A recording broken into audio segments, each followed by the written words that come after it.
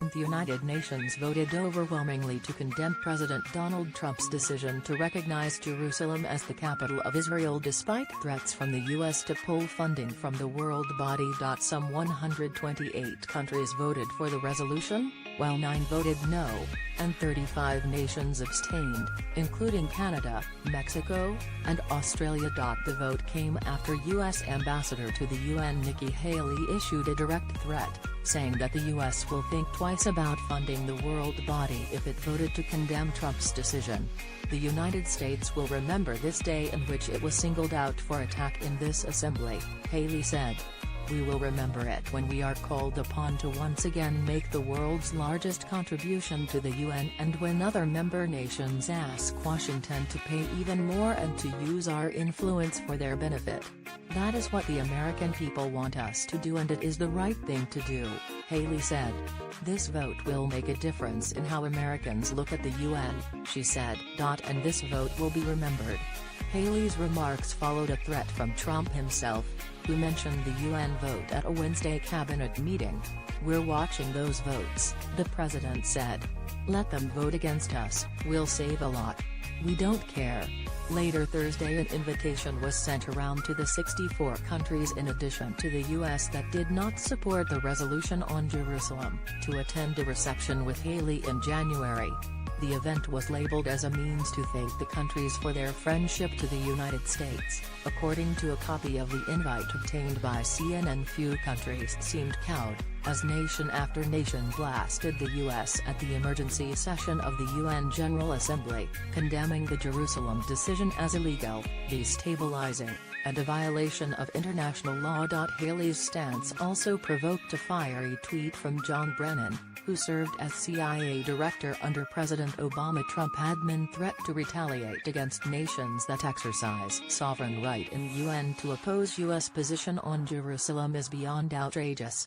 Shows at Real Donald Trump expects blind loyalty and subservience from everyone, qualities usually found in narcissistic, vengeful autocrats. Trump admin threat to retaliate against nations that exercise sovereign right in UN to oppose U.S. position on Jerusalem is beyond outrageous. Shows at Real Donald Trump expects blind loyalty and subservience from everyone, qualities usually found in narcissistic, vengeful autocrats.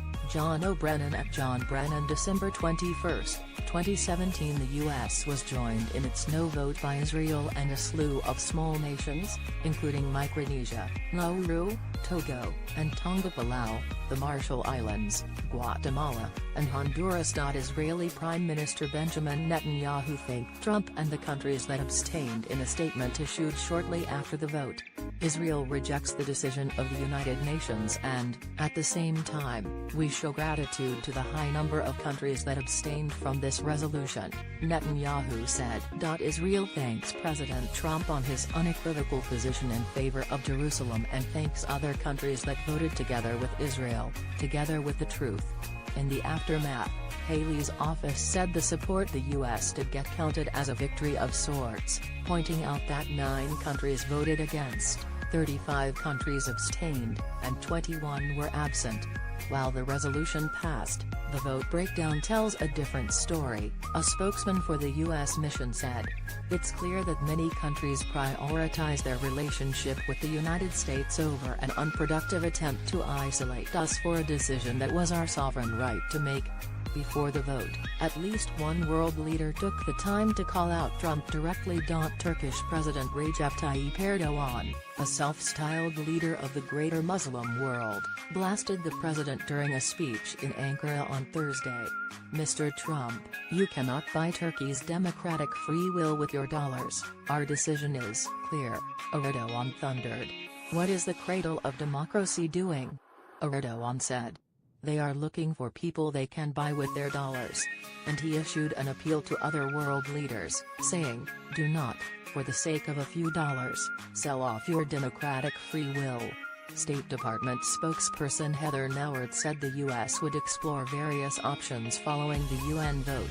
Nauert said the White House and NSC told the State Department on Thursday afternoon that the president's foreign policy team has been empowered to explore various options going forward with other nations. However, no decisions have been made.